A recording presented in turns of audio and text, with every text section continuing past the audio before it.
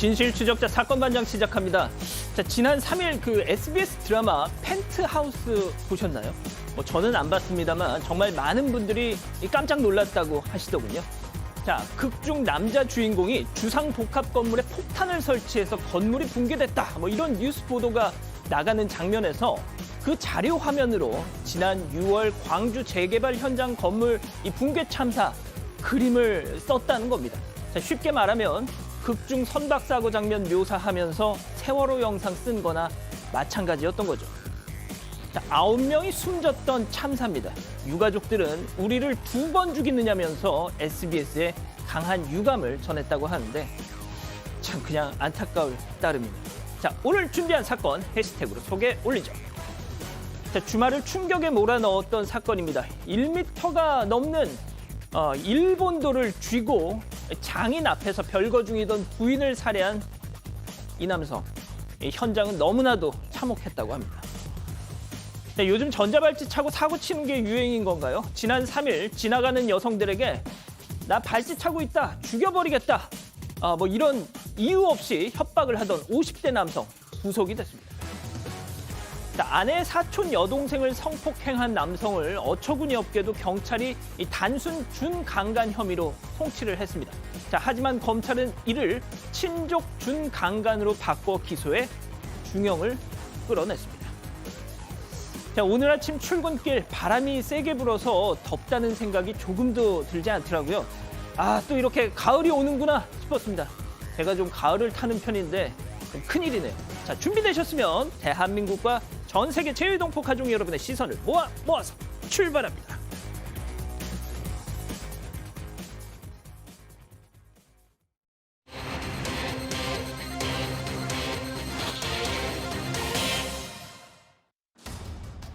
별거하던 아내를 장인이 보는 앞에서 일본도로 살해한 남성이 구속됐습니다.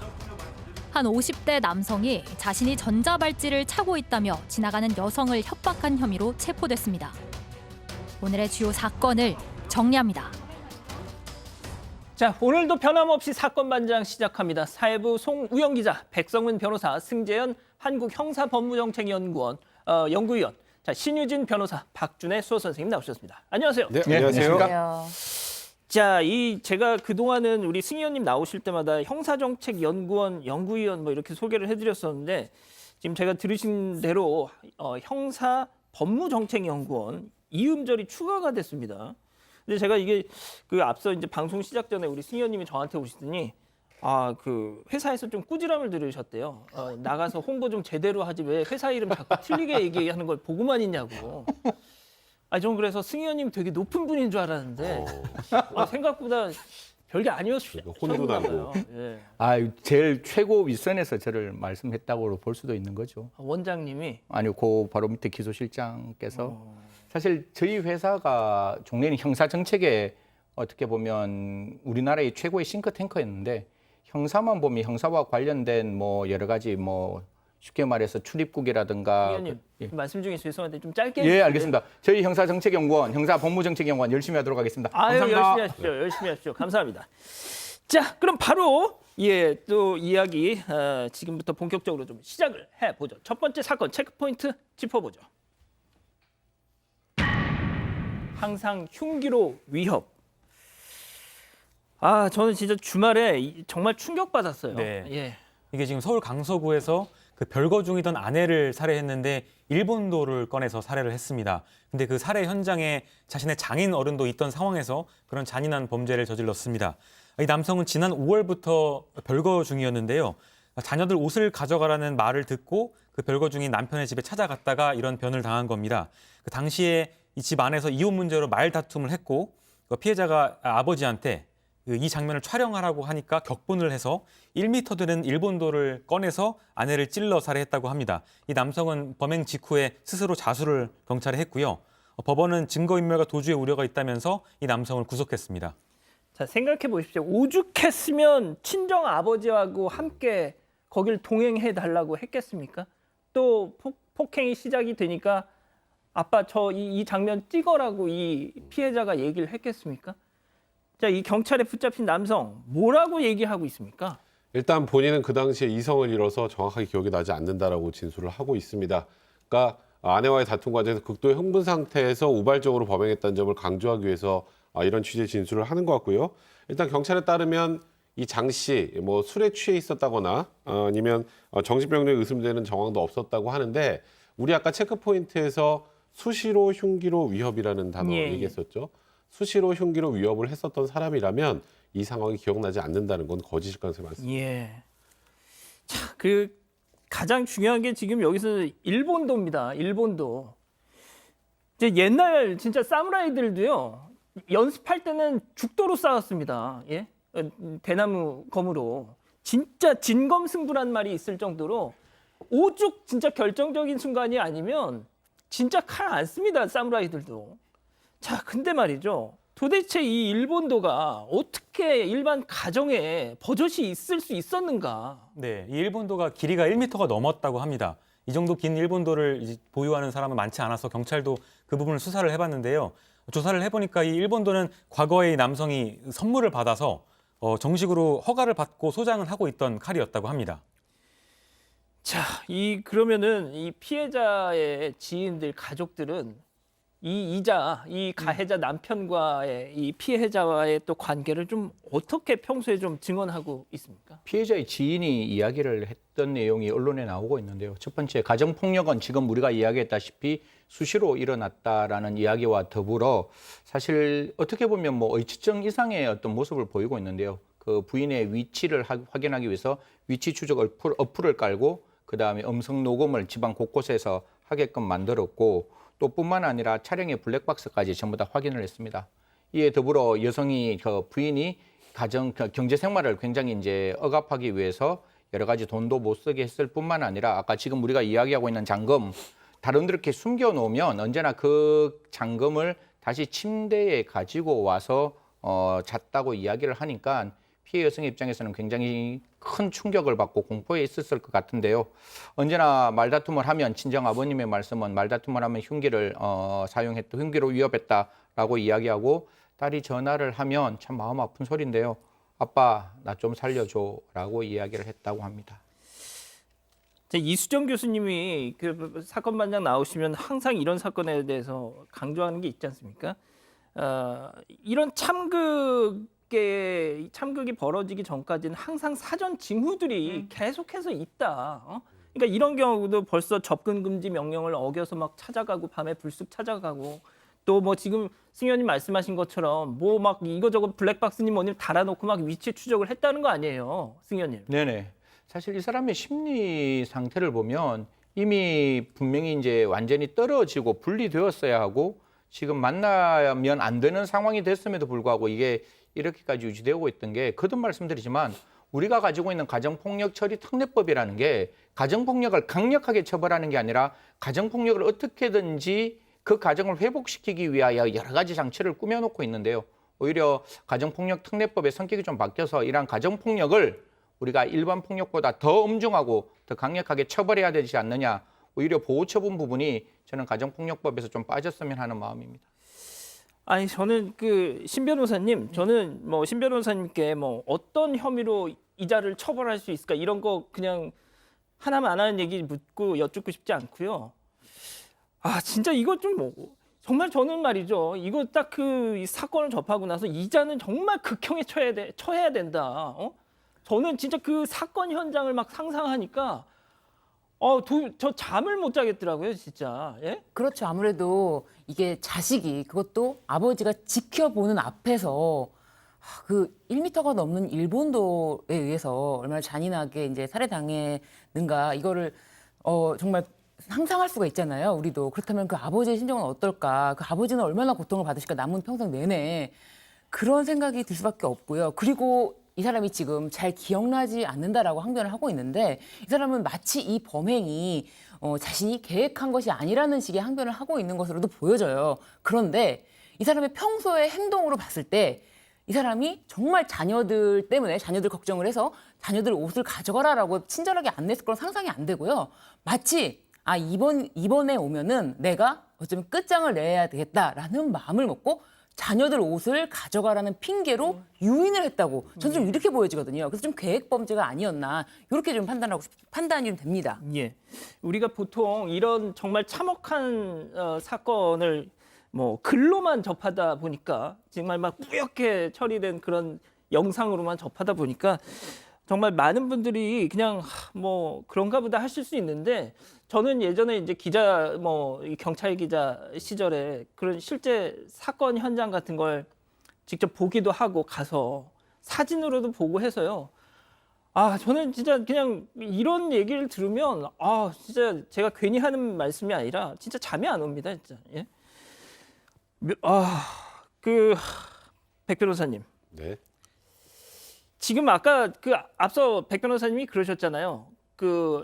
자기가 무슨 생각이었, 뭘 했는지 기억이 안 난다고 해. 근데 그동안 상습적으로 계속 폭행을 가했던 자가 왜 꼭 이때만 기억이 안 나는가?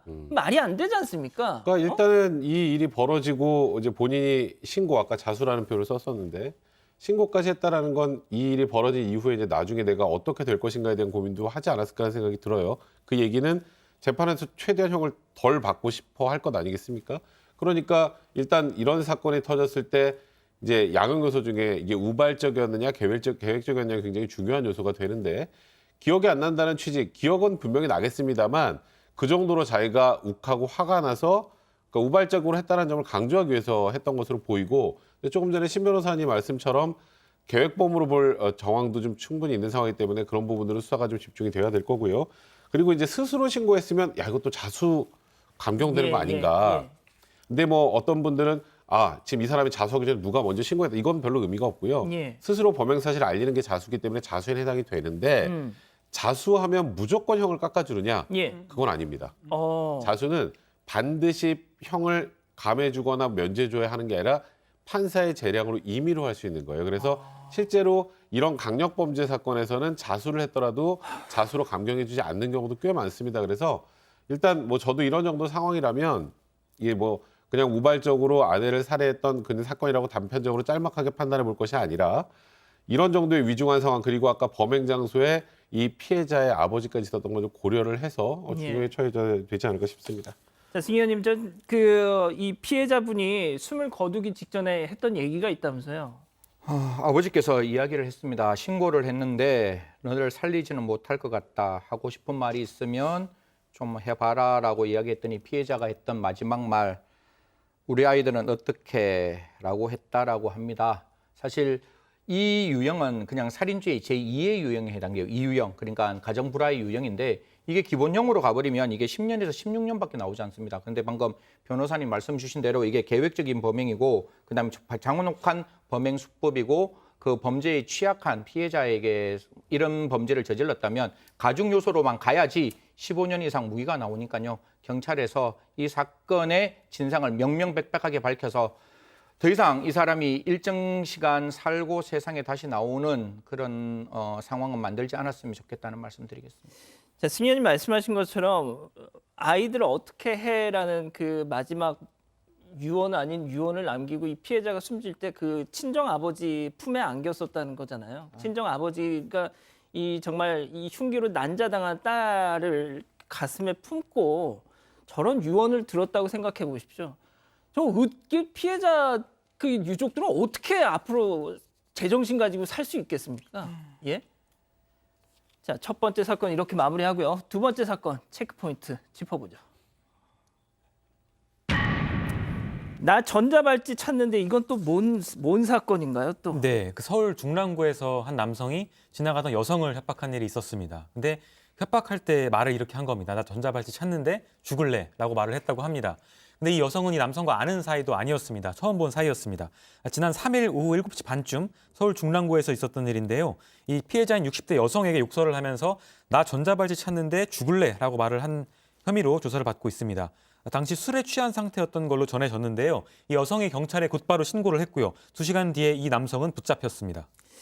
자, 실제 전자발찌를 차고 있었던 건가요? 아니면 그냥 공갈포였나요? 실제 전자발찌를 차고 있었던 것으로 지금 알려져 있는데요. 지금 아무래도 이 협박을 당하고 얼마나 무서웠을 거 아니에요.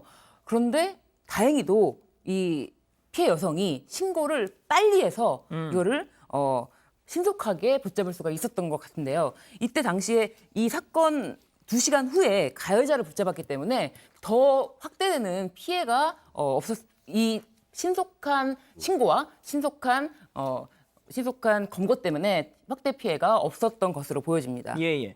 자, 승희 의원님, 저는 진짜 이런 인간들이 정말 너무 한심한 것이 진짜 지금 강윤성 때문에 전자발찌에 전자만 들어도 모든 사람들이 다 진짜 촉각을 곤두세우는 그런 요즘 분위기지 않습니까? 자, 그런데 그러면은 진짜 어떻게 보면 좀 시쳇말로 불조심 기간이에요. 그럼 정말 자숙하고 있어야 되는데 오히려 이러다가 더 큰 본인들의 입장에서는 더 큰 매를 맞는 거 아닌가요? 이런 거? 이 부분이 제가 오늘도 오면서 굉장히 고민을 많이 했던 부분인데 이렇게 자기 충동을 억제 못하는 사람이 과연 전자발찌만으로 세상에 나와 있는 게 맞나라는 생각을 하는 거예요. 지금 강 씨 때문에 이렇게 세상이 전자발찌에 민감해 있는 이 상황에서도 이 사람 제가 봤을 때 분명히 보호관찰도 받고 전자발찌를 받았을 때 준수명령에 술 먹으면 안 되는 걸로 되어 있을 거예요. 아마도. 그럼에도 술을 먹고 이게 10대부터 60대의 여성들에게 무차별적으로 이런 이야기를 했다는 사람이 왜 사회에 나와서 선량한 시민에게 이런 행동을 하게끔 되는 건지 이 부분에 대해서 저도 좀 고민을 해야 되고 우리 법무부도 같이 좀 고민을 했으면 좋겠습니다. 오늘 오전에는 또 전자발찌 차고 여대생들한테 접근해가지고 나 뭐 방송국 PD인데 너 방송 출연시켜줄게 뭐 이런 거 하다가 또 어떤 인간이 또 붙잡혔어요. 또 지금 이게 하루가 멀다 하고 지금 계속 이러고 있는데 자 일단 이 인간에 대해서만 집중을 해볼게요. 여성들을 협박한 그거에 대해서 지금 어떻게 진술하고 있습니까? 네, 본인은 이 기억이 안 난다고 진술을 하고 있다고 합니다. 그래도 계속해 물으니까 이제 기억이 안 나는데 말을 했어도 그것보다는 약하게 얘기했다라고 주장을 했습니다. 영장 심사를 마친 뒤에 취재진들이 몰려가서 혐의를 인정하냐고 또 물었는데요. 기자들한테는 이렇게 얘기를 했습니다. 그런 것은 묻지 말아라. 술주정을 한 것뿐이다. 이렇게 얘기를 했습니다. 자, 일단 뭐 혐의를 부인하고 있다는 건데 백 변호사님. 네. 지금 기자들 뭐 지금 우리 송 기자가 잠깐 얘기를 했지만 기자들이 물어보니까 물어보지 마. 술주정하는 걸로 왜 그래 사람이 뭐 이랬다는 거예요. 기자들 호통을 쳤대요. 기자들한테. 요즘 기자들 혼내는 게 무슨 유행입니까 이거? 그렇죠. 뭐 카메라를 발로 발길질을 하질 차기도 않나. 하고. 그러니까 이 사람은 아까 그냥 아이고 내가 술주정한 거 불과한데 뭘 그걸 가지고 막 이래. 그러니까 본인의 행동을 최대한 그러니까 좀 쉽게 말해서 크게 문제가 없는 행동이라는 취지로 지금 항변하려는 것 같은데 이 사람이 했던 얘기가 얼마나 모순적이냐면 술에 취해서 기억이 안 나는데 약하게 얘기한 건 어떻게 기억하죠? 그러네요. 네. 술에 취해서 기억이 안 나면 나 무슨 말인지 모른다 그래야 되는데 술에 취해 기억이 안 나는데요. 죽을래까지는 아니고 좀 약하게 얘기했어요. 그게 무슨 말이에요? 그러니까 본인이 했다는 것 기억이 안 난다는 것 자체도 거짓말인 것이고 그러니까 이 사회에 대해서 이렇게 계속 뭐라 그래야 될까요? 본인 사회에서 가지고 있는 그런 피의식이나 아니면 본인보다 약하다고 생각하는 여성에 대한 가해하려고 하는 의식 자체가 워낙 강한 사람이기 때문에 예. 일단 범행을 저질러 놓고 본인이 생각할 때 기억이 안 난다. 술을 많이 마셨다. 단순 술주정이다. 이렇게 주장하는 게 제일 낫다고 본인 스스로 판단한 게 아닌가 싶습니다. 자, 이제 이 강윤성 얘기도 한번 해보겠습니다. 자, 이 강윤성이 이거 정말 저도 정말 충격을 받았는데 교도소에 있으면서 복역 중에 책을 냈다고요? 네네. 자전적인 에세이를 출간했던 게 뒤늦게 알려졌습니다. 한 작가에게 연락을 해서 내 책을 내달라 이렇게 얘기를 하고 작가가 오케이를 해서 진짜로 책을 냈다는 건데요. 이게 시점이 2009년 청송교도소에 수감됐을 당시였습니다. 그러니까 2006년에 15년형을 확정받고 살고 있던 중이었는데 2009년에 청송교도소 안에서 한 작가에게 연락을 합니다. 그래서 아내와 불쌍한 아이들을 위해서 무언가를 하고 싶다. 그러니까 출판을 좀 해달라라고 부탁을 했다고 하고요. 이 작가가 승낙을 하니까 실제로 책을 써서 2010년 5월에 책을 발행했습니다. 이때 이름은 강우영이라는 가명을 사용했다고 합니다. 강우영. 자, 근데 이 강윤성이가 그 책 있지 않습니까, 신 변호사님? 네. 그 뭐 책 보면은 뭐 홍보 글이나 네. 광고 카피 같은 거 있을 거 아니에요? 거기 뭐라고 적혀 있답니까? 이 글이 되게 굉장히 가증스러운데요. 평생을 뭐 여관을 전전해 가면서 힘든 삶을 살아가고 있는 아내와 아이들에게 강우영이 줄 수 있는 유일한 선물 같은 책. 이 내용이 이런 글을 쓸 수 있다는 게 좀 전 소름이 끼치는 것 같아요. 그리고 심지어 이제 강윤성이 직접 편지 형식으로 쓴 글도 책에 이제 포함이 됐는데요. 그 내용도 굉장히 좀 충격적입니다. 예. 그 내용은 뭐 내 양팔, 뭐 다리 이런 걸 다 버리고서라도 내 장기를 이식해서라도 자유를 얻을 수만 있다면 그렇게 하겠다. 뭐 육체적으로 아무리 괴로워도 영혼만은 자유롭지 않을까요?라고 하면서 마치 자유를 지금 잃은 이 상태가 매우 괴롭고 자신이 매우 회개하고 있다라는 이런 위선적인 반성을 했던 거죠. 예. 자, 그런데 여기서 더 반전이 있습니다. 자, 실제 알고 봤더니 네. 저 책 내용과 또 실제가 또 막 확 달랐다. 이거 뭐 반전 중에 반전인 것 같아요. 예. 아까 이 책을 쓰게 된 이유, 그 작가에게 지금 힘들게 삶을 전전하는 아내와 아이들을 위해서 뭐 책 인쇄를 좀 보내줬으면 좋겠다는 취지로 쓴 책 아니에요?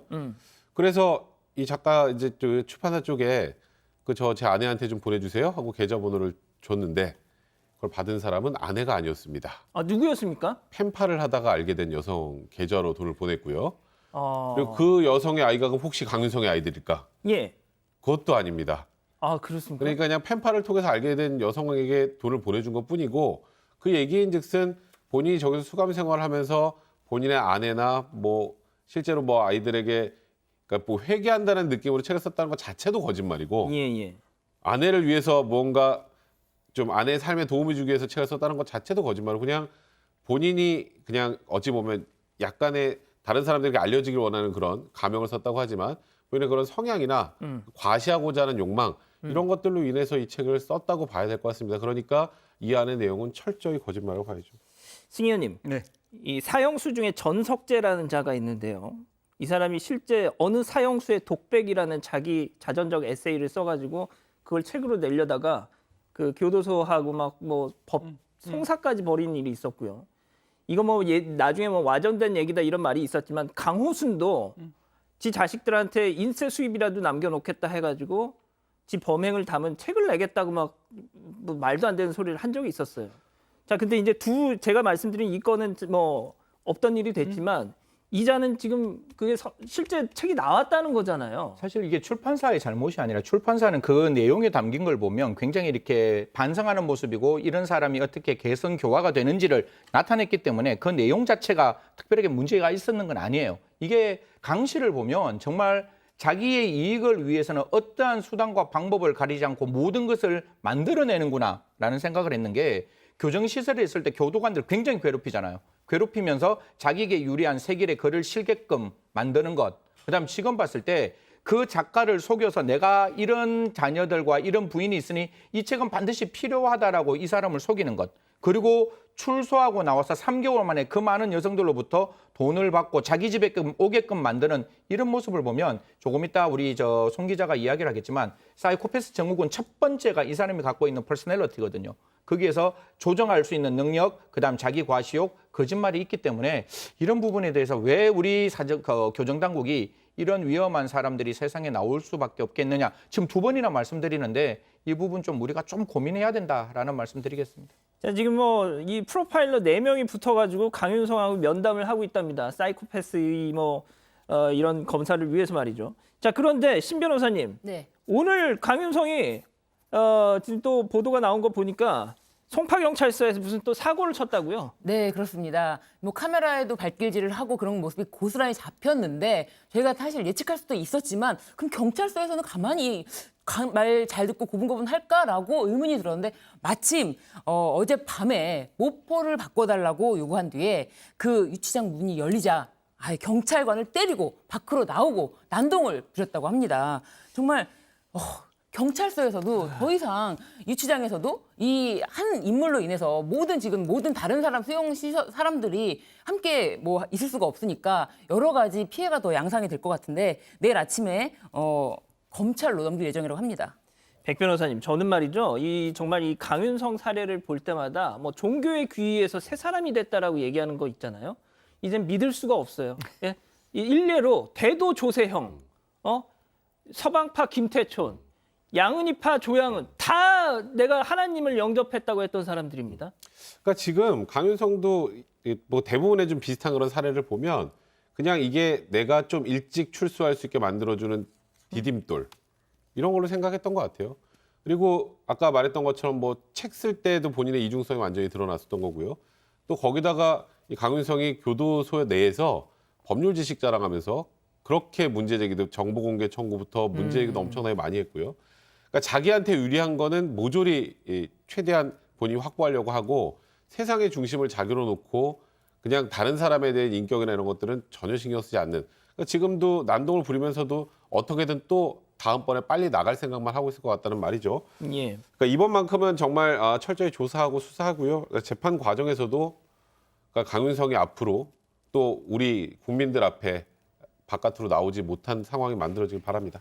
알겠습니다. 두 번째 사건 이렇게 정리하고요. 오늘 인물 이어갑니다.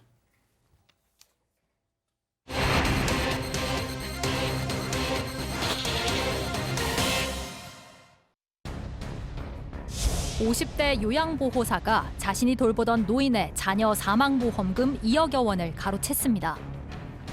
투병 중인 노인이 보험금을 관리하지 못하는 점을 이용해 사기 행각을 벌인 겁니다. 오늘의 주요 인물을 정리합니다. 자, 송 기자 먼저 사건 내용부터 짚어볼까요? 네, 광주에서 50대 요양보호사가 자신이 보살피던 독거 노인에게 돈을 빼돌렸습니다. 2억 원 정도를 빼돌렸는데 이 돈은 이 독거 노인이 갖고 있던 자녀의 사망보험금이었습니다. 이 노인이 병에 시달려서 자녀의 사망보험금을 제대로 관리하고 있지 못하다는 것을 알게 된 이 보호사가 사기 행각을 벌인 건데요.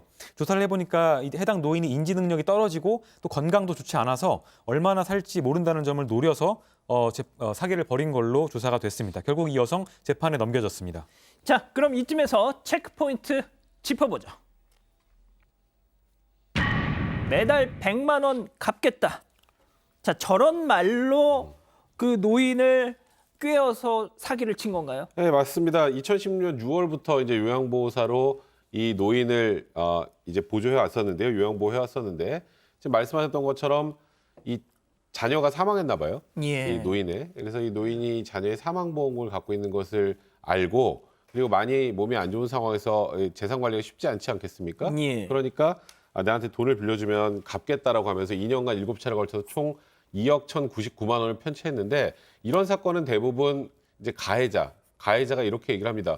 돈을 빌렸는데 못 갚은 거다. 사실 돈을 빌렸는데 못 갚았으면 사기는 아니거든요. 민사상 채무가 있을 뿐이지 사기는 아니란 말이에요. 어허. 하지만 이 요양보호사는 월급이 굉장히 작습니다. 2억이라는 돈을 어떻게 갚죠? 한 번도 조금이라도 돌려준 적이 없었죠. 이제 이런 걸 다 고려해서 처음부터 돈을 갚을 생각이 없었다는 전제하에 갚을 생각 없이 돈을 빌리는 게 그게 전형적인 사기거든요. 그렇군요. 그래서 사기를 우유한 것으로 보입니다. 월급이 160만 원이라고 지금 알려지고 있는데, 자, 승 의원님, 네. 진짜 정말 어떻게 보면 요양보호사라는 게 자격 시험까지 봐가지고 취득하는 국가에서 인증하는 이 자격증 소지자들이잖아요. 대부분의 요양보호사분들은 이러지 않겠지만 이렇게 정말 독거노인 또 그리고 어떤 인지 능력이 떨어지는 어르신을 모시면서 이렇게 사기를 치려고 작정을 하고 달라붙으면 이건 진짜 방법이 없을 것 같다는 생각도 들어요. 사실 뭐 그 독거 노인의 입장에서는 자기가 자기를 관리해주고 자기를 보담아주는 마지막 사람인 거잖아요. 오늘도 보고 내일도 보고 모레도 보는 사람이 그런 이야기를 할 때 마음이 약해질 수밖에 없는 거죠. 그리고 자기 삶이 앞으로 얼마 남았지도 모른다는 그런 생각이 들면 나에게 잘해주는 이 사람에게 내가 할 수 있는 거 다 해주겠다라는 그 마음을 악용하는 이 요양보호사, 이 사람에 해당되는 일입니다. 그런 요양보호사의 그 사기 행각이 굉장히 잘못된 행동이고 특히 이런 어떤 사기는 단순한 2억 1천만 원 정도의 어떤 검은 편취가 아니라 그 노인의 미래를 지우는 그런 어떤 사기라고 생각이 돼서 좀 엄중한 처벌이 필요하지 않을까 생각합니다. 자, 송 기자, 그래서 재판에 넘겨졌어요. 네. 재판부 판단 어떻게 나왔습니까? 재판부는 징역 1년 6개월을 선고했습니다. 선고 이유는 저희가 얘기한 거랑 비슷한데요. 병을 앓으면서 홀로 살고 있는 피해자가 인지 능력이 떨어지고 건강이 좋지 않아서 얼마나 알 수 없다는 점을 악용했다라고 질타를 하면서 징역 1년 6개월을 판단했습니다. 자, 지금 뭐 벌써부터 또 우리 가족 여러분들 징역 1년 6개월 이게 뭐냐 도대체 지금 이러고 계세요, 백 변호사님. 그러니까 사실 뭐 지금 편취한 금액이나 양형 기준으로 따지면 1년 6개월이 그렇게 약한 형은 아닙니다. 법원의 기존의 판단으로 따져본다면. 그런데 이제 문제는 지금 이 노인에게 가로챈 2억 원 이걸 돌려받을 수 있을까요? 힘들지 않을까요? 그러니까 이게 돈을 아마도 썼겠죠. 그렇죠. 돈을 그대로 가지고 있다면 이제 뭐 그걸 돌려주면서 어떻게든 합의를 하고 실형을 피하려고 노력을 했겠죠. 이 요양보호사가. 예. 근데 그렇게 하지 않았던 걸 보면 내가 살고 나와서 이 돈을 쓰면 된다고 생각하고 있는 게 아닌가. 아니면 뭐 일부 가지고 있는 것들이 있다면 어차피 몸으로 때운다는 생각을 하는 게 아닌가 싶은데 하하. 근데 이런 얘기들을 많이 하더라고요. 사기를 당한 피해자는 거의 영혼의 그 상처를 엄청나게 크게 입는 그런 범행 대상이라고 하는데 사실 결국 나중에 피해자는 어떻게 소문해서 사기범 잡는 데 도움을 줘서 사기범이 처벌을 받아도 본인은 피해복을 하나도 못하고 사기범은 그 위에 떵떵거리고 사는 상황. 그런 것들 때문에 이 사기범죄에 대해서 양형을 더 올려야 되는 게 아니냐는 목소리 분명히 있습니다. 신 변호사님, 일단 이 돈을 어떤 돈을 손을 댔냐면 자녀 사망 보험금이잖아요. 네. 더군다나 그리고 제가 또 어떤 무슨 책에서 보니까 이 고령자를 상대로 한 사기 사건이 심각한 것이 극단적인 선택으로 이어질 가능성이 농후하다. 네, 맞습니다. 게다가 지금 말씀하신 것처럼 이 자녀의 사망보험이라고 하면은 사실 사망으로 인한 돈이라고 하면은 목숨값이잖아요. 그럼요. 그 목숨값을 내가 어리석게 쉽게 이렇게 다 날렸구나라고 그렇죠. 생각하면 그게 더 정신적으로 고통이 클 텐데 단순히 이거는 돈 금전으로 평가할 수 있는 것이 아니라 내 자식의 목숨값을 내가 어리석게 날렸다라는 그렇죠. 이런 고통으로 인해서 받은 과연 그 가해자가 1년 6개월 내리면서도 사실 법정 구속을 하지 않았습니다. 아, 정말요? 네, 그러니까 돈을 갚을 기회를 주겠다라고 해서 재판부가 법정 구속까지는 하지는 않았는데 돈을 갚지 않으면 반드시 구속된다라는 어떤 경고성인 거죠. 그러니까 아직도 경고성에 그치고 있는 거예요. 1심 판결이 났지만은. 예. 그렇기 때문에 이분의 지금 피해자의 그런 정신적인 고통은 더 크지 않을까. 나는 전 재산, 내 자식 사망보험금까지 이뤘는데 저 사람은 그냥 편하게 살고 있구나라는 생각 때문에 더 고통스럽지 않을까 싶습니다. 알겠습니다. 자, 오늘 인물 이렇게 정리하고요. 다음 오늘 법 이어갑니다.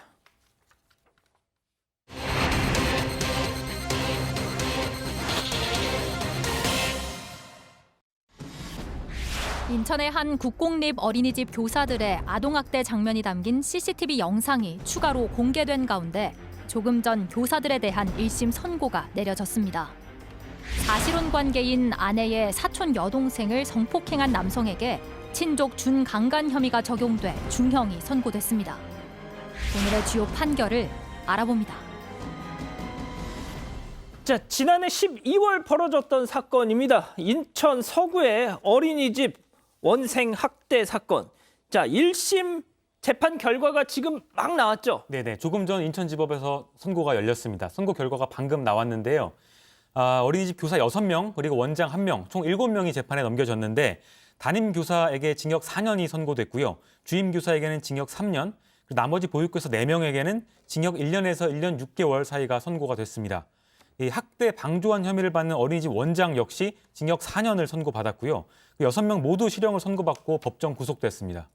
자, 신 변호사님, 지금 저 표를 보면 네. 실제 그 학대를 자행한 교사들보다도 네. 오히려 원장도 상당히 네. 예상과 다르게 좀 중형을 받았다 이런 평가가 나오고 있는데요. 네, 그렇습니다. 이 재판부가 이 점에 대해서 판단을 정말 정확하게 잘했다고 보여지는데요. 원장은 관리 책임자다. 관리 책임자가 이렇게 아동 학대 현장에 대해서 예견할 수 있었다면은 이것을 반드시 막아야 할 책임이 있다. 그런데 오히려 이 아동 학대를 방조했다고 볼 수가 있는데 그렇다면은 이 특히 심지어 장애 아동들도 있지 않았습니까? 이런 아이들까지 학대 행위를 하는 것에 대해서 원장의 책임이 결코 이 실제로 학대 행위를 한 담임 교사들에 비해서 결코 낮지 않다라고 해서 징역 4년형으로 그 주범과 똑같이 동일하게 선고를 내렸습니다. 그렇군요.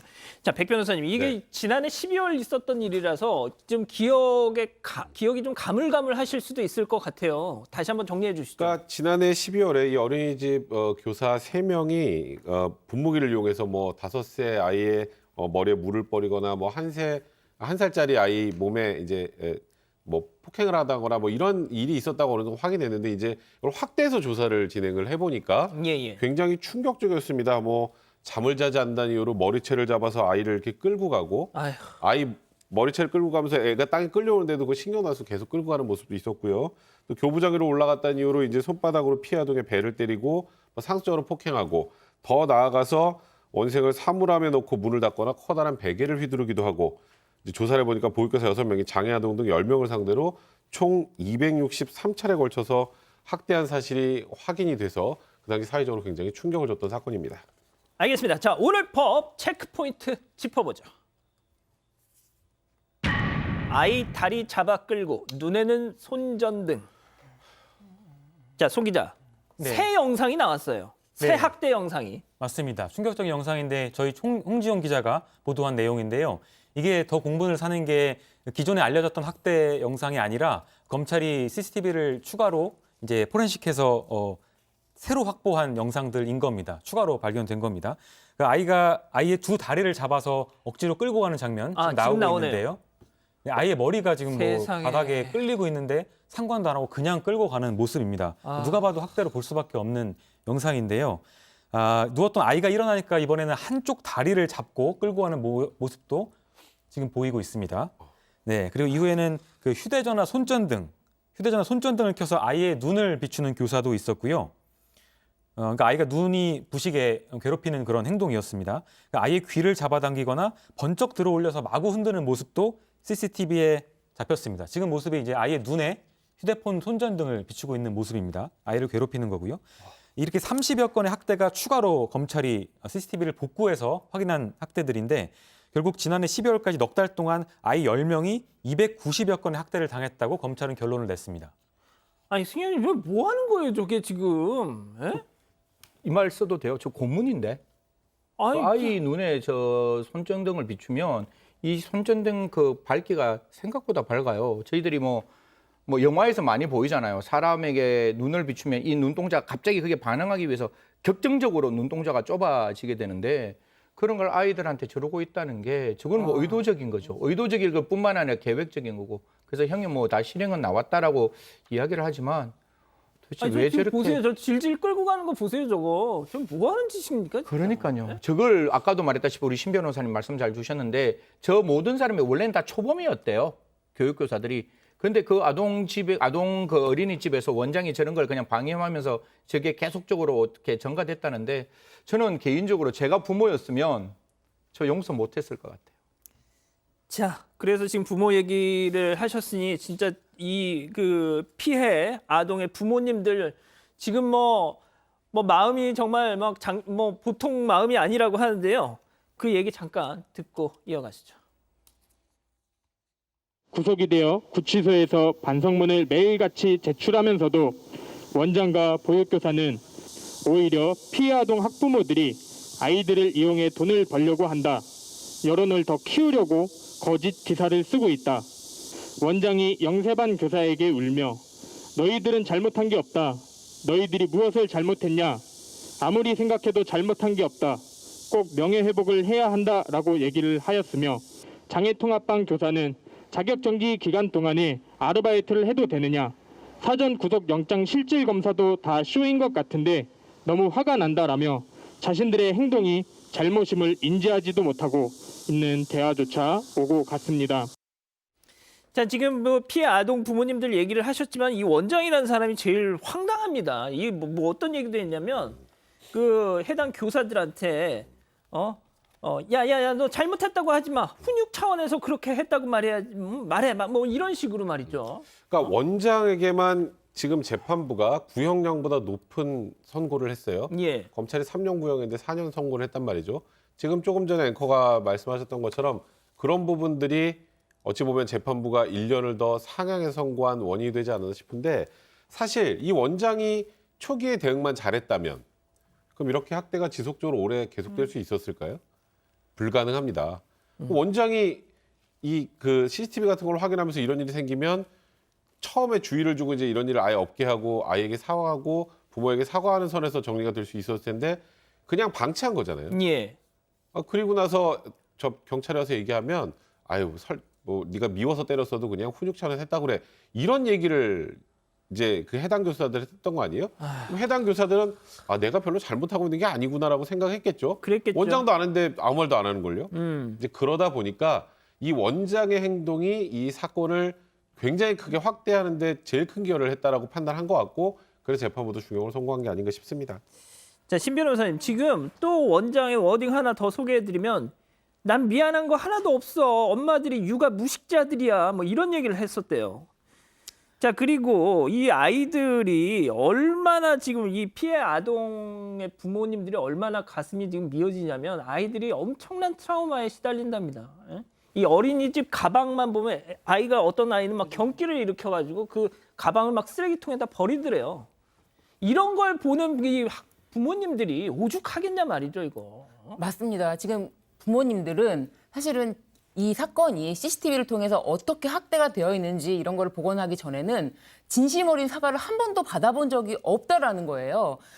이 아이가 선생님이 맴매했다라고 집에 와서 얘기를 해서 예. 원장님한테 가서 아니 무슨 일이 있었냐라고 어허. 얘기를 해도 변명만 하고 단 한 번도 자신의 잘못을 인정한 적도 없고 담임교사들도 마찬가지래요. 담임교사들도 우리는 아이를 정말 사랑하기 때문에 우리는 아이에게 손댄 적이 없다, 믿어달라 이러면서 눈물로 막 호소를 하고 그랬다는 거예요. 아유. 그렇기 때문에 이게 범죄로 밝혀지기 전에는 단 한 번도 사과를 한다거나 잘못을 뉘우친 적이 없는 거죠. 그러니까 지금 부모님들은 이제 와서 반성문을 매일 제출하고 이렇게 하는 행동들은 절대로 이 양형에 고려되면 안 된다라는 아하. 엄벌에 처해달라는 호소를 할 수밖에 없는 거죠. 예.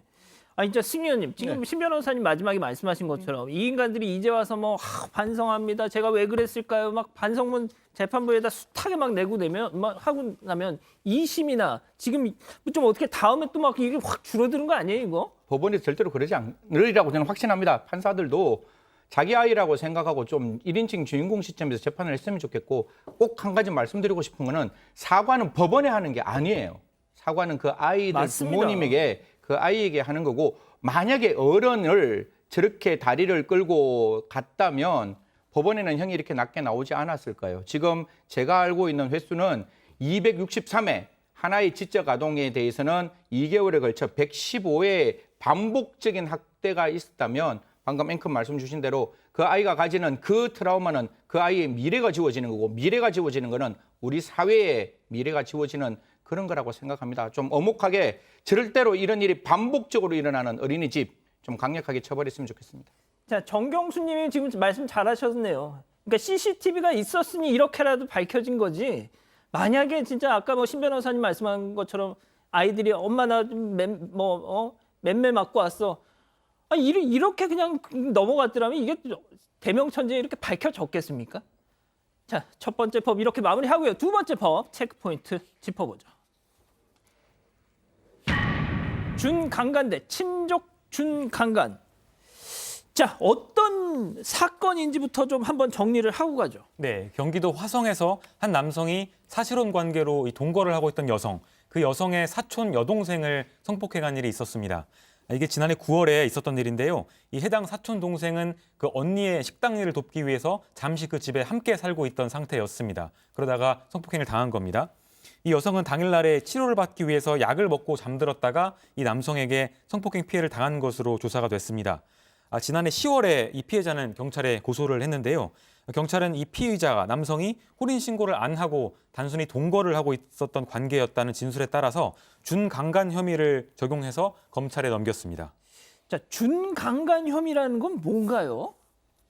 준강간이라는 거는 이게 한거불능, 심신상실 이런 상태에 이미 빠져 있는 거예요, 피해자가. 그러니까 강간이라고 하면 폭행, 협박을 통해 한거를 불가능하게 한 뒤에 이제 간음행위를 하는 건데 준강간은 이미 피해자가 그 상태에 빠져 있는 것인데 그것을 바로 이용해서 간음행위로 나아가는 것이죠. 그래서 준강간이 결코 이 강간보다 낮게 처벌돼서는 안 되고 지금 심지어 여기서는 지금 기자님이 말씀하신 것처럼 친족인지 여부가 쟁점이 되는데 이 부분에 대해서도 비난 대상이 더 높아지는 거기 때문에 아하. 잘 살펴봐야 되는 것입니다. 그렇군요.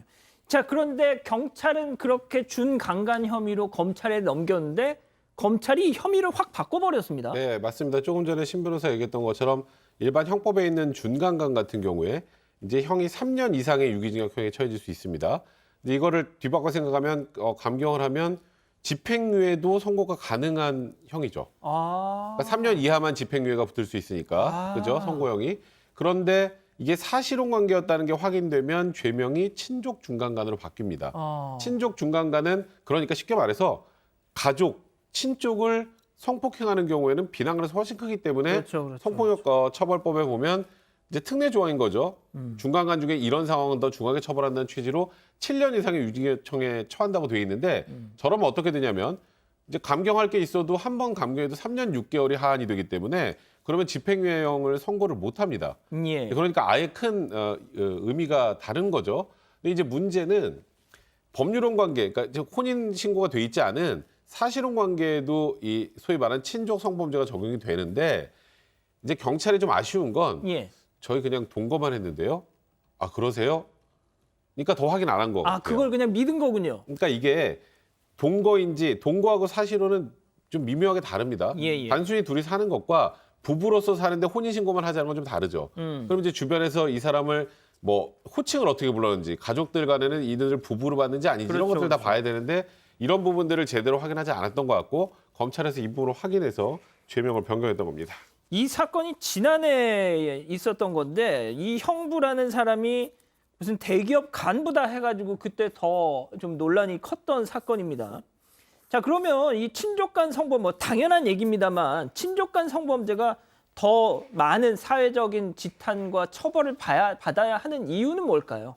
내가 삼촌이라고 쳐요. 삼촌이라고 치고 조카한테 가서 이렇게 얘기하는 거죠. 만약에 백성문 변호사가 조카면 어이 조카 이러고 손을 대면 뭐라 그러겠어요. 삼촌이 조카한테 손을 대고 나 삼촌이야 라고 하고 조카의 일정 신체 부분을 만져도 조카는 어떻게 할 방법이 없는 거예요. 특히 지금 같은 중간간은 제가 삼촌 앞이면 조카는 그냥 잘 수 있는 거잖아요. 지금도 몸이 안 좋아서 약을 먹고 자는 거거든요. 그러니까 그런 신뢰가 있는 상황에서 그 상황을 이용했다고 치면 그건 당연히 가중처벌해야 되는 그런 상황이라고 생각합니다. 그 앞서 송 기자가 뭐 잠깐 좀 소개를 안 한 부분이 있었는데 저는 이 피해자의 사촌 언니라는 사람, 그러니까 이 남성 형부와 사실혼 관계에 있는 이 여성분도 좀 이해가 안 갑니다. 형부라는 인간이 제일 나쁜 인간이죠. 하지만 왜 그랬냐면 자기 사촌 동생한테 이 사건이 처음 벌어지고 나서 고소하지 말아달라고 부탁을 했다는 겁니다. 그래서 그 당시에는 고소를 안 했다가 이후에 고소를 하게 됐다는 건데 아니 세상에 생각을 해보십시오. 이 여성분도 본인도 피해자지 않습니까? 자신도 자기랑 같이 사는 남자한테 배신을 당한 건데 그 와중에 또 자기 사촌 여동생 그 끔찍한 일을 당한 여동생한테 고소를 하지 말아달라고 그걸 부탁을 합니까? 자, 아무튼 법원 판단 과연 법원에서는 그냥 동거가 아니라 사실혼이 맞다라고 판단을 한 건가요? 예, 그렇습니다. 이 법원에서는 이 사실혼 배우자와 이 사촌 언니가 안방을 사용했고 그리고 사촌 동생이 이 형부라고 부르고 처제라고 불렀다는 점 그리고 이렇게 친족 준강간 이런 게 친족 간의 성범죄가 더 중하게 처벌받는 것은 이 가정은 안전해야 된다라는 취지잖아요. 그렇다면 이것을 충분히 안전해야 되는 가정 내에서 이루어진 범죄이기 때문에 이거는 너무나 친족 간의 범죄라고 인정할 수가 있었던 것이죠. 그렇군요. 자, 오늘 법 이렇게 마무리하고요. 사건 엑스파일 이어갑니다.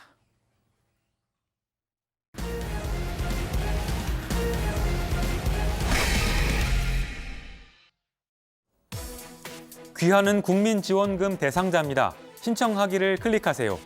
가족 여러분들 혹시 오늘 이런 문자를 받으셨나요? 코로나 국민지원금 신청이 오늘부터 시작됐습니다. 근데 함부로 누르시면 안 됩니다. 자칫하면 큰 낭패를 볼 수 있기 때문인데요. 어떤 문자는 특정 앱을 설치해야 지원금을 받을 수 있다고 설치하라는 링크까지 더 붙여서 보내놓는데요. 실제로는 해킹 프로그램입니다. 카드사가 아니라 카드사를 사칭한 사기 일당이 보낸 것들입니다. 국민지원금은 꼭 카드사 공식 홈페이지나 앱에 들어가서 신청하셔야 합니다. 이런 종류의 사기는 어제 오늘의 일이 아니지만 최근에는 코로나 상황을 악용해 더 기승을 부리고 있습니다. 제가 며칠 전에 직접 받은 문자 메시지인데요. K은행에서 나라 행복 대출이라고 저를 도와주겠다면서 돈을 빌려주겠다고 합니다.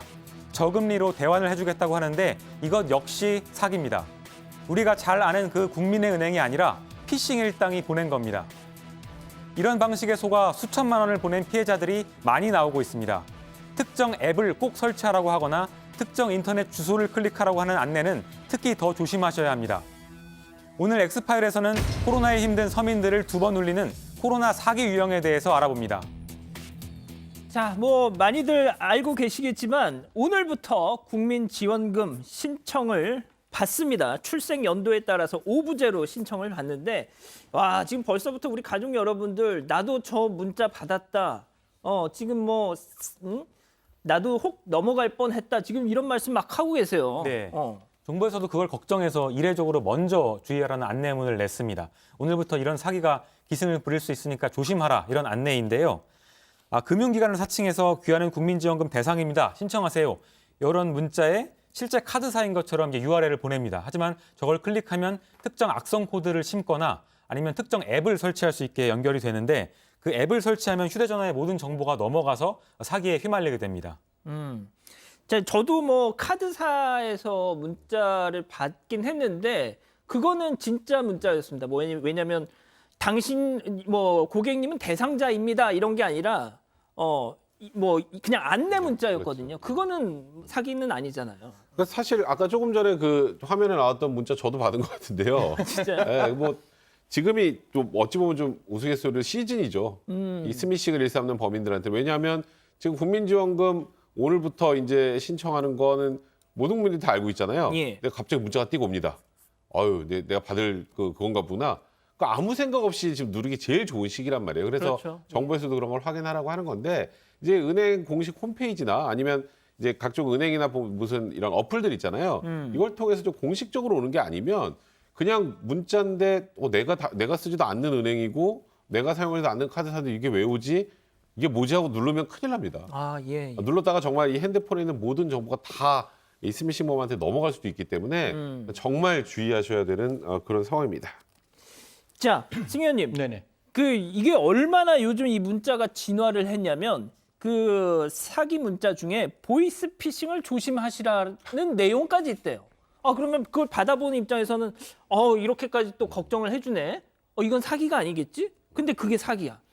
원래 사기를 할 때 가장 중요한 게 의심을 신뢰로 바꾸는 이 기제가 가장 중요한 거거든요. 그러니까 이게 스미싱인가? 보니까 이런가 주의하세요. 그래서 우리는 이런 걸로 합니다라고 이야기를 하는 건데 제가 지금 작년부터 계속 이야기를 하고 있는데 사실 뭐 국정원에서 어떤 이야기를 한번 했는가 하면 제가 뭐 정보기관인데 이름을 말해버렸는데 우리가 보통 이제 카카오톡 같은 거 보면 외국에서 이렇게 보이면 그 외국이 이렇게 지구본이 나오잖아요.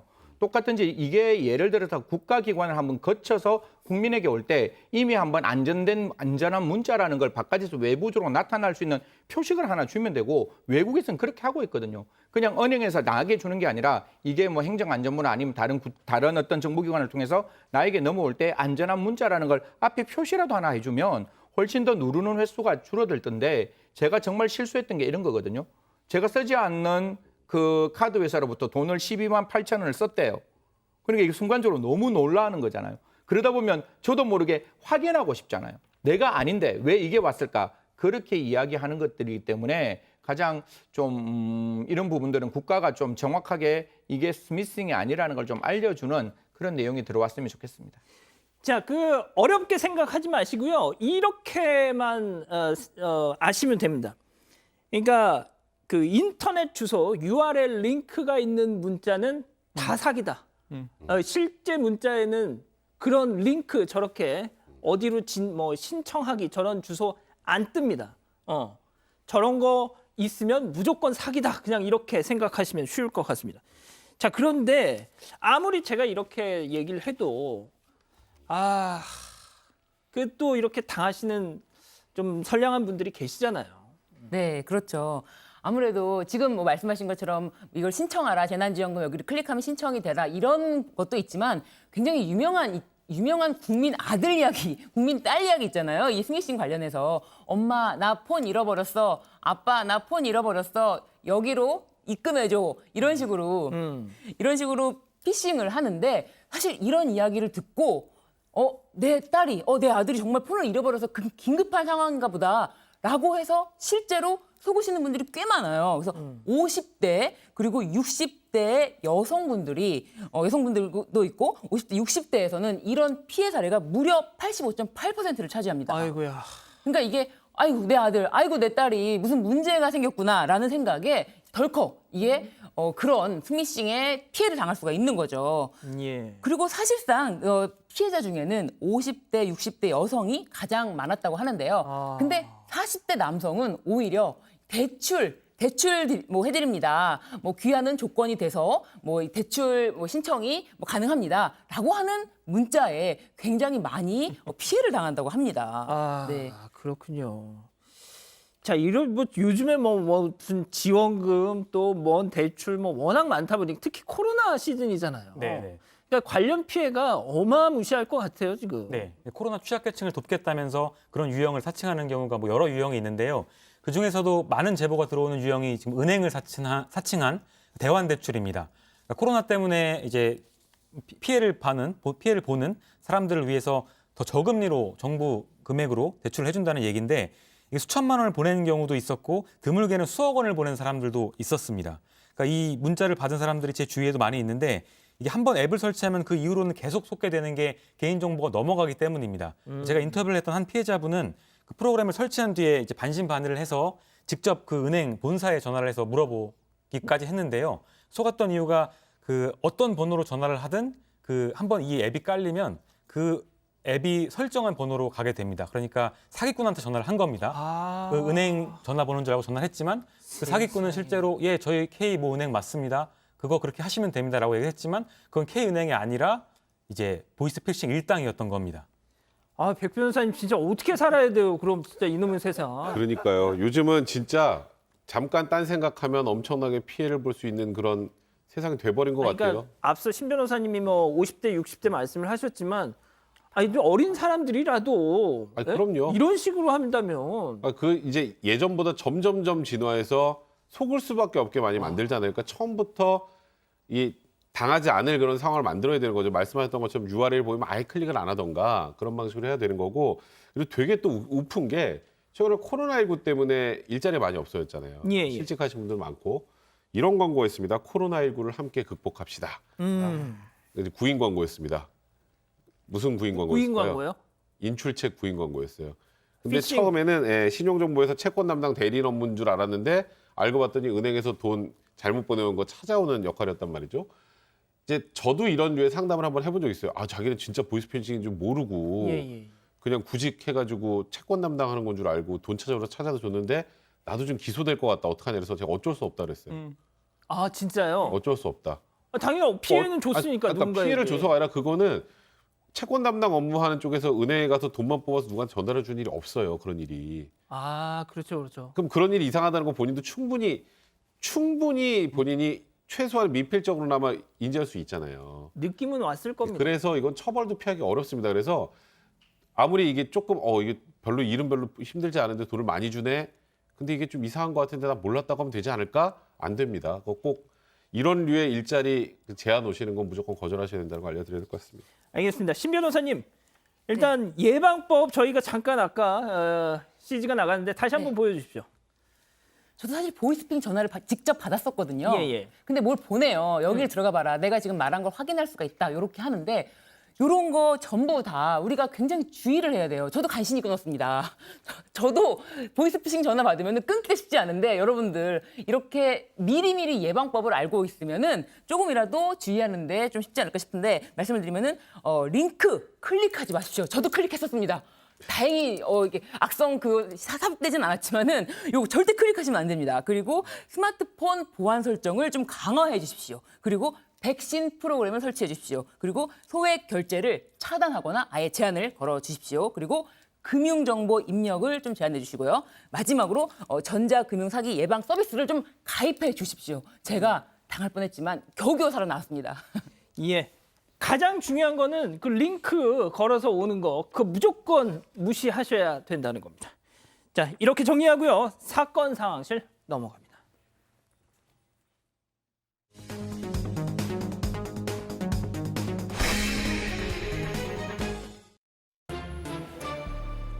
지금 이 시간 사건 상황실에 올라온 화제의 뉴스 전해드립니다.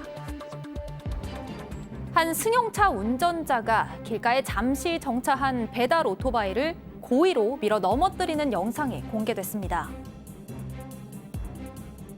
지난달 31일 노란색 차선 위에 비상등을 켠 오토바이 한 대가 서 있습니다. 그런데 그 옆을 지나던 SUV 차에서 손이 튀어나오더니 세워져 있는 오토바이를 밀칩니다.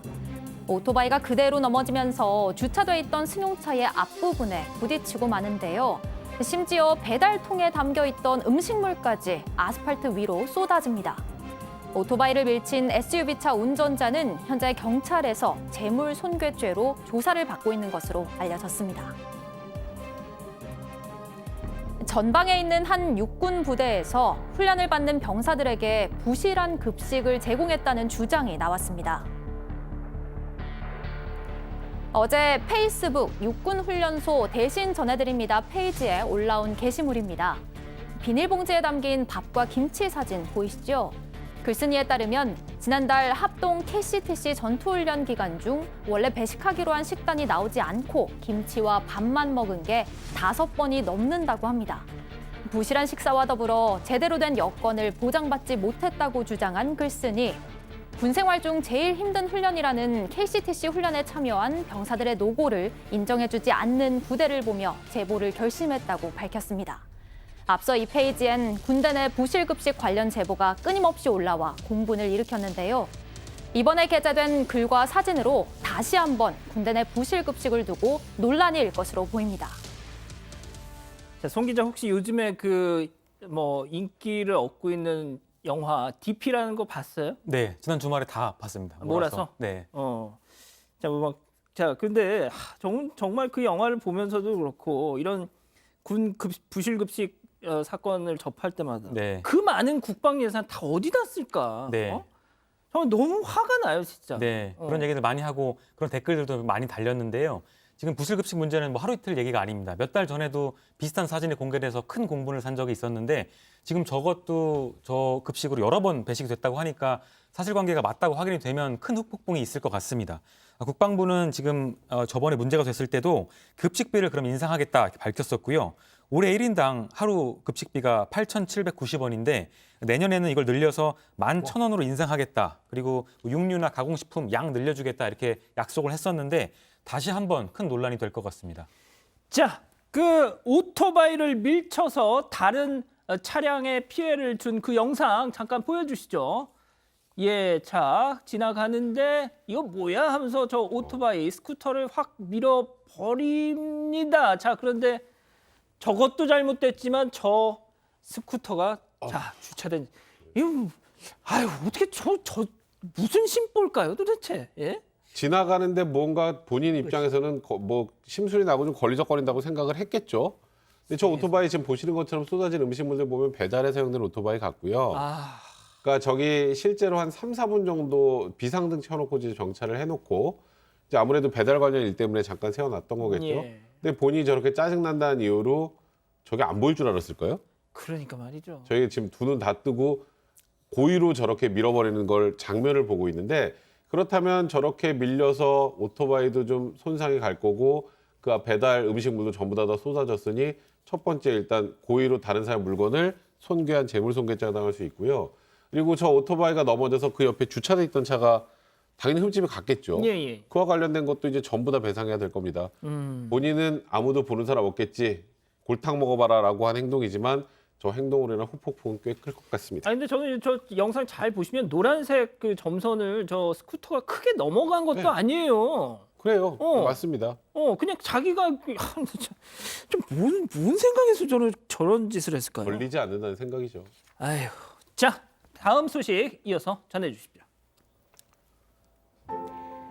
288g, 국내에서 가장 작은 아기 건우가 153일간의 집중 치료를 받고 건강하게 가족의 품으로 돌아갔습니다. 지난 4월 서울 아산병원, 태어난 지 4일 된 건우가 인큐베이터 안에서 치료를 받는 모습입니다. 체중 288g으로 태어난 건우는 미숙아 중에서도 초극소 저체중 미숙아로 태어났는데요. 작디 작은 두 손발을 꿈틀거리는 건우에게 의료진은 건강하고 팔팔해지길 바라는 마음으로 288g, 288을 거꾸로 해서 88이라는 애칭을 붙여줬습니다. 출생 직후 스스로 숨도 쉬지 못했던 아기 건우. 많은 의료진들과 가족들의 보살핌 속에서 거짓말처럼 살아났는데요.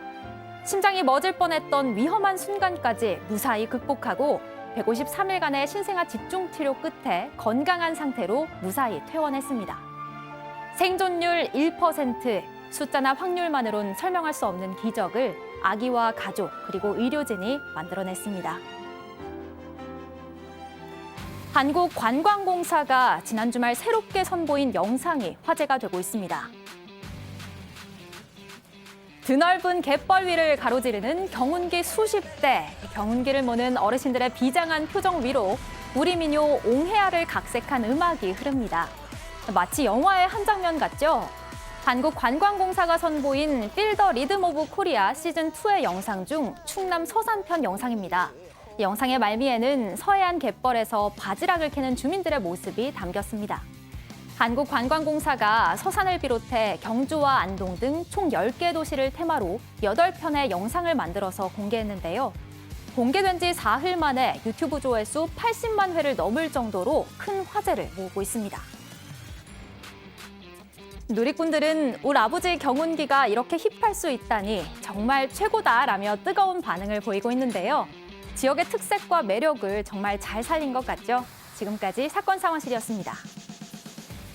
저는 저 경운기 영상이 저렇게 멋있게 또 구현이 되는구나. 그리고 또 할머님들 입으시는 이 이른바 고쟁이라고 하잖아요. 저게 또 저렇게 멋있게 보일 줄이야. 예. 아마 저 서산편은 43만 뷰 정도 나왔다고 생각하는데 사실 지금 코로나19로 모든 국민들 지쳐있는 그런 어떤 상황에서 요새 제가 제일 많이 보는 게 뭐 여행 가는 그런 어떤 프로그램을 많이 보는데 저 영상 보면서 저 영상에 나와 있던 여러 장소들에 저도 꼭 한번 가보고 싶다는 생각을 합니다. 뭐 나와 있는 것 중에 해미 성읍, 해미 읍성, 그다음 간호람, 그다음에 오지리 갯벌 이런 것들이 나오던데요. 좀 이렇게 코로나19가 좀 잠잠해지면 꼭 한번 저도 동네에서 경운기 빌려서 한번 저 장소 가보고 싶습니다. 자, 일단 말이죠. 송 기자, 88이. 네. 88이. 정말 이게 되게 근데 이런 초미수가가 정말 이렇게 기적 아닙니까 이거? 맞습니다. 어. 저도 찾아보니까요. 초미수가가 400g 안 되는 아이를 초미수가라고 하는데 예. 그 국내 사례 중에서도 가장 작은 사례라고 합니다. 진짜. 그러니까 가장 그 몸무게가 적게 나왔던 겁니다. 그리고 세계적으로도 드문 케이스라고 하는데 미국의 한 대학교가 운영하는 초미수가 등록 사이트가 있다는데 여기에 지금 286명의 미수가가 기록돼 있다고 합니다. 근데 건우는 여기에서 전 세계에서 32번째로 가장 작은 생존 아기로 등재될 예정이라고 합니다. 백 변호사님 좀 네. 짧게 뭐 당연히 많은 의료진 분들이 정말 엄청난 노력을 투입했겠죠. 저는 그냥 기적을 보고 있는 것 같아서 저 오늘 전한 뉴스 중에 제일 제가 기분이 다 좋은데요. 그러니까요. 또 이 어머니 아버지의 또 헌신도 있었습니다. 이게 153일 만에 이제 퇴원을 하는 건데 한 5달 동안 이제 모유를 가져가야 되는데 예. 예, 이제 이분들이 사실 다 경남 함안이고요. 병원이 현대 아산병원입니다. 세상에. 네, 왕복 700km입니다. 아이고. 10시간 이상인데 세상에. 매주 저길 왔다 갔다 하면서도 이제 의료진들이 건우를 살 수 있다는 그런 확신을 가지고 아이를 위해서 최선을 다했던 것 같고요. 지금 영상에 보이는 저 부부 그리고 아까 의료진들이 야. 건우에게 썼던 손편지 그리고 지금 저 많은 의료진들 보기만 해도 참 마음 따뜻해지고 훈훈해지고 참 기분이 좋습니다. 그전에 했던 사건들 좀 잊어버렸으면 좋겠네요. 그러니까 말입니다. 자, 사건 상황실 이렇게 정리하고요. 이어서 사건 현장 넘어갑니다.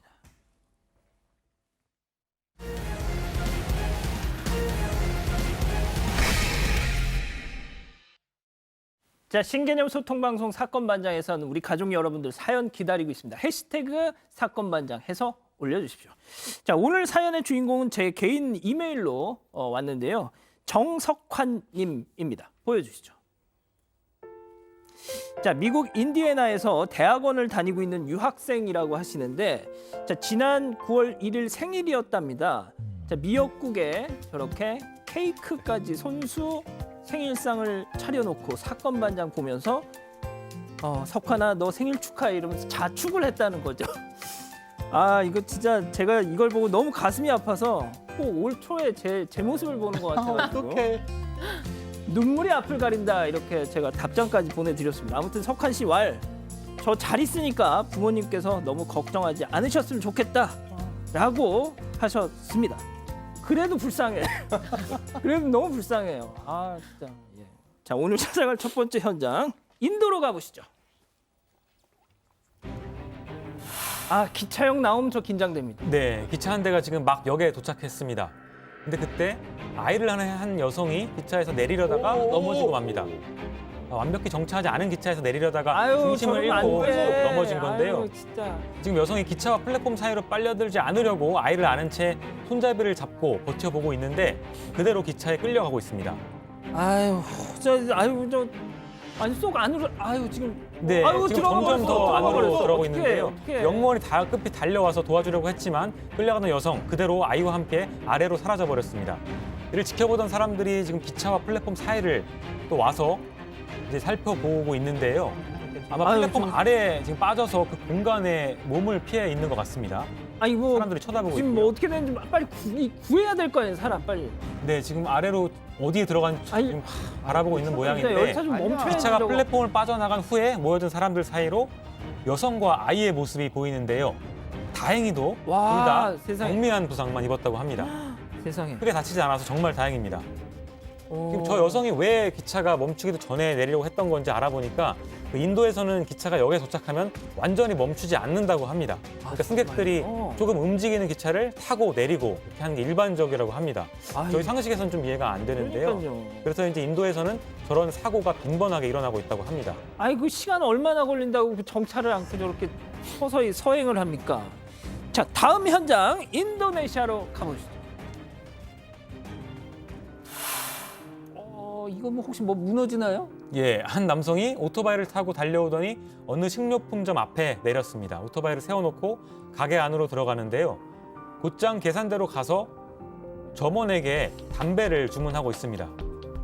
이 남성이 담배 여러 종류를 주문한 모양인지 점원이 한참 동안 또 저 진열대를 들여다보면서 담배를 찾고 있습니다. 여성이 지금 점원입니다. 근데 그때 남성이 담배를 사려다 말고 갑자기 가게 밖으로 걸어 나갑니다. 어허.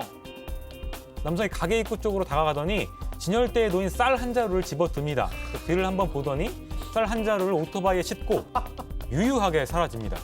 지금 저 주인은 계속 담배 찾고 있는데. 담배 찾고 있느라 못 본 겁니다. 점원도 야, 저거 좀 뒤늦게 남성이 오토바이를 타고 가버린 걸 이제야 깨달은 것 그러네요. 같습니다. 네. 담배 몇 개를 주문하더니 갑자기 사라져버려서 얼마나 당황했을까 세상에, 싶은데 세상에. 뒤늦게 소리도 치고 했지만 남성은 이미 사라진 후였습니다. 자, 이 순간 저 인간 막 딱 웃는 거 봐줘. 아우, 진짜 한번 딱 살펴보는데요. 어. 이날 남성이 훔쳐간 쌀이 10kg짜리 8달러짜리 고급 쌀이었다고 합니다. 아이고야, 그렇군요. 붙잡혔을까요? 현재 경찰이 붙잡았다는 소식은 아직 들리고 있지 않는데요. 아무래도 저 남성은 범행을 치밀하게 계획한 것 같습니다. 오토바이에 번호판이 달려있지 않았다고 하고요. 당시 가게에서 일하고 있던 남성들이 원래 있었는데 기도를 하는 시간에 그 사실을 알고 여성 한 명만 있던 시간을 틈타서 범행을 저지른 것 같다고 합니다. 승 의원님, 저는 이 영상 보면 제일 부러운 게 뭔지 아십니까? 얼굴에 블러를 치지 않는 거. 그러니까요. 우리나라 같으면 아직까지 분명히 불러치고 그다음에 저 범죄는 신상공개 대상이 되지 않는 범죄라고 이야기를 하겠죠. 알겠습니다. 자, 다음은 미국으로 가보시죠. 이거는 뭐 어두워서 잘 안 보이는데요. 네, 이제 좀 자세히 보시면 비행기 안에서 저 여성 담배를 피우고 있습니다. 대박이다. 한 승객이 여성한테 이렇게 얘기하죠. 진짜. 이거 비행기에서 담배 피우면 안 되는데요. 근데 여성 지금 보시는 것처럼 들은 척도 하지 않고 계속 담배를 피웁니다. 잠시 후에 이제 비행기가 착륙한 모습인데요. 여성이 깜빡 잠이 들었나 봅니다. 경찰이 다가오더니 잠이 든 여성을 깨웁니다. 당장 한번 들어보시죠. Ma'am? Ma'am? Come on. Let's go. Do you have a bag with you? Where is it? 끌려가는 겁니까 이제? 네, 그렇습니다. 저 여성 알고 보니까 술을 마셨습니다. 이 항공기는 디트로이트에서 포트로더데일로 향하고 있었는데요. 승객들의 말에 따르면 여성은 비행기가 이륙하기 전부터 처음부터 많이도 먹었네요. 만취 상태로 출정을 했다고 합니다. 세상에. 여성은 이날 옆에 앉은 승객과 큰 소리로 대화를 나누는가 하면 구명조끼가 좌석 밑에 잘 있는지, 혹시라도 비행기가 바다에 착륙하면 어떻게 해야 하는지 이런 걸 승객들에게 물었다고 하는데요. 그렇게 안전을 따진 사람이 담배를 핍니까? 비행기가 착륙하자마자 담배를 피우기 시작한 데다가 다른 승객의 얼굴에 담배 연기를 내뿜기도 한 것으로 알려졌습니다. 이러면 승객들이 이제 뭐가 됐든 문제 제기가 있었으니까 그렇죠. 보안 요원들이 왔겠죠. 그렇죠. 또 마침 비행기 안에서 담배 냄새가 나니까 승무원들도 담배 냄새를 맡고 돌아다니기 시작했다고 합니다. 승객들이 여성의 기내 흡연 사실을 승무원에게도 알렸고요. 승무원도 종이컵에서 여성이 피웠던 담배 흔적을 발견하면서 공항 경찰에 신고를 했던 겁니다. 여성이 자리에서 일어나 경찰관을 따라 나서는 모습 이제 보실 수 있는데요. 그런데 여성 이날 경찰에 체포되지는 않은 것으로 아니 알려졌습니다. 저렇게 했는데 체포가 안 돼요? 자, 우리나라 마찬가지로 미국에서도 항공보안법상 기내 흡연 엄격하게 금지하고 있는데요. 근데 기내 흡연을 한다고 해서 징역형의 처벌을 받게 되는 건 아니고요. 벌금은 $2에서부터 $4,000까지 천차만별입니다만 승무원이나 다른 승객들을 위협할 경우 민사 소송까지 이어지는 경우도 있다고 합니다. 그렇군요. 알겠습니다. 자, 다음은 최근 온라인에서 화제가 되고 있는 영상입니다. 화면 보시죠. 이거 뭐죠? 지금 노래는 제가 아는 노래네요. 네. BTS 노래인데 사냥분들이 해변에 모여 있습니다. 모두들 손에 무언가를 쥐고 있다가 동시에 컵 속으로 내려놓는데요. 자세히 보니까 새끼 바다거북입니다. 컵 안에 쏙 들어갈 정도로 크기가 굉장히 작은데요. 이 새끼 바다거북을 입양해 바다로 돌려보내려고 저렇게 많은 사람들이 모인 거라고 하네요. 정말 되게 좋은 캠페인이네요. 네, 굉장히 뜻깊은 행사죠. 인도네시아에서는 알과 고기가 자연강제 효과가 있다는 속설 때문에 우리나라도 몸에 좋다면은 바퀴벌레 몸에 좋다면 바퀴벌레 없어질 것이다 이런 얘기도 하잖아요. 바다거북 불법 거래가 아주 심각한 사회 문제가 되고 있다고 하는데요. 결국 국제자연보전연맹이 바다거북을 멸종위기 동물에 포함시키게 됐는데요. 그런데 전날 새끼 바다거북 돌려보내기 행사에 참여한 사람들이 다름 아닌 BTS 팬들, 아미들이었다고 합니다. 역시 진짜 뭐 아미들 진짜 예. 맞아요. BTS 멤버 전국 생일이 지난 1일이었거든요. 인도네시아 아미들이 이 전국의 생일을 계기로 4천여 마리의 바다거북을 입양해 바다에 놓아주는 행사를 직접 연 겁니다. 인도네시아 아미들은 바다거북이들이 바다에서 오래 버티길 바란다는 메시지를 공식 SNS에 남겨 화제가 되기도 했는데요. 아미들이 선한 영향력을 펼치고 있는 건 인도네시아뿐만이 아닙니다. 이집트 아미들은 이집트 내 간질환 의료 지원을 위해 모금을 진행을 했고요. 또 BTS 멤버 전국의 해외 팬 연합은 아프가니스탄 여성들을 돕기에도 적극적으로 나서고 있습니다. 자, 그런데 화면이 달라졌습니다. 네, 저 전국의 생일 축하 광고판이 철거되고 있는 현장입니다. 어느 이게 나라인가요? 바로 파키스탄인데요. 파키스탄의 아미들이 전국의 생일을 기념해서 24번째 생일을 축하한다는 문구와 함께 번화가 건물에 저렇게 광고판을 걸었는데요. 광고판이 설치된 지 몇 시간 만에 철거됐다고 합니다. 저걸 왜 치워요? 이유가 좀 황당한데요. BTS가 젊은이들에게 부정적인 영향을 미치고 동성애를 조장한다는 이유에서였습니다. 광고판 철거 조치에 관여한 건 이곳의 지방의원 후보이자 이슬람 정당의 당원 푸칸 아지즈 부트였는데요. 이 부트는 광고판을 설치한 이들을 스스로를 아미, 즉 군대라고 부른다면서 이곳엔 파키스탄 군대만 있을 뿐이다. 뭔 소리인지 모르겠네요. 광고 포스터가 철거되자 현지 아미들은 물론 전 세계 아미들이 분노와 실망감을 드러내고 있습니다. 아미라고 하니까 군대. 군대 제2의 군대를 허락할 수 없다. 파키스탄 군대만 있다. 이건 아니 그걸 왜 의미를 모를까요, 그거를? 진짜 좀 답답합니다. 자, 잠시 30초간 전원 말씀 듣고 다시 오겠습니다. 채널 고정 리모컨 돈 터치. 탄력을 붙잡는 강력한 힘. 진세노믹스. 채우고 세우고 당기고 탄력의 시간을 무한하게. 설화수 자음생크림. 그 어떤 길에서도 흔들림 없는 품격으로 진정한 드라이빙의 즐거움이 시작되길. 모든 순간 앞서가야 하기에 BMW 엑셀런스 클럽. 자, 오늘 아침부터 정말 바람이 많이 불더라고요. 비가 오는 곳도 많다고 하는데 퇴근길 편안하셨으면 좋겠습니다. 자, 사랑하는 사방 가족 여러분, 저희는 내일도 별이 3개 오후 3시에 다시 옵니다. 자나깨나 코로나 조심. 안녕히 계십시오.